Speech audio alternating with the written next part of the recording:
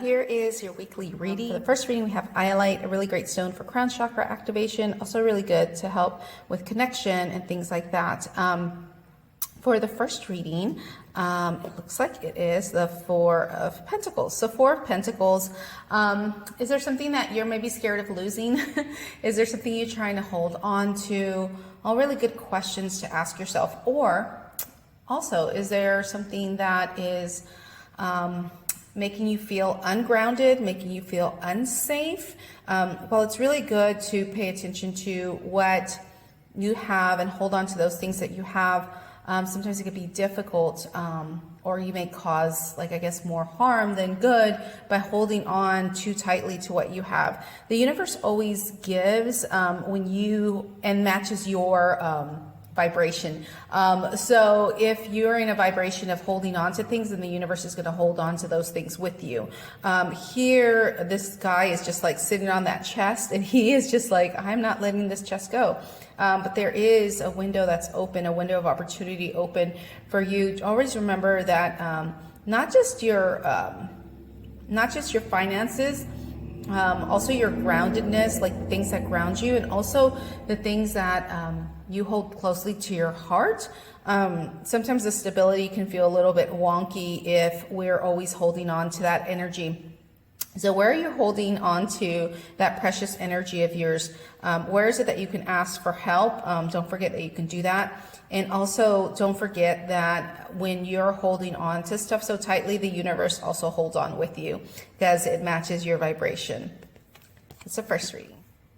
So for the second reading, we have howlite, a really great stone to help calm worry. So if you're feeling worried or anxious, this is a really great stone to keep by your bed, to keep by your heart, to help you sleep if you wake up in the middle of the night. So for this reading, we have the Fool. I love this card, especially the way that this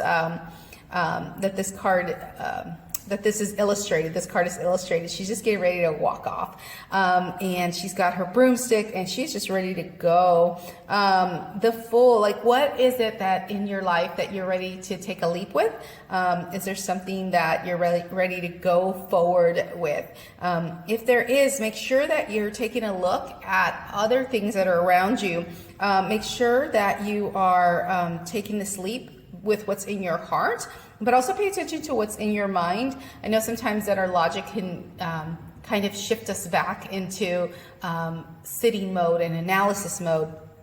But the Fool is all about taking the risks and also using your intuition and not being so focused on the worry part of it, but using all the resources that you've had. Like, you've probably taken a leap before, and so taking a leap of faith this time is probably not going to be something that's new to you, but it's going to feel exciting. And in your heart, 1 foot on the ground and 1 foot in the air, balanced in that sense. But again, making sure that you're paying attention to what's in your heart, and then also thinking with your mind to balance those two out.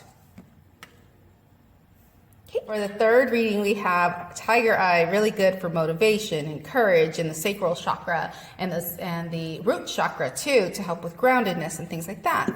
Your reading this week is the Eight of Swords. Okay, so as you see with this card, like, there may be some anxiety, and you might be worried about some things, but using and digging into your courage to take those binds off your hands and take that blindfold off your hands, because if you can do that, you can see that none of these swords are touching you. Swords are our thoughts, are sometimes anxiety, and thinking too much about something can create anxiety in your life. It can create unnecessary anxiety too.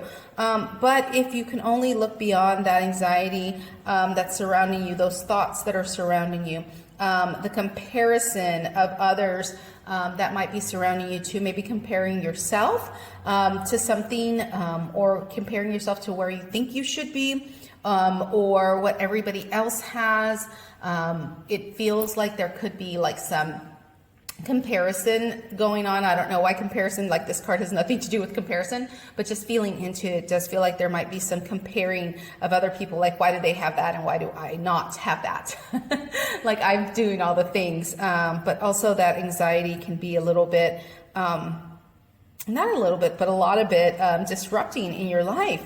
But just know that those are thoughts, they'll pass.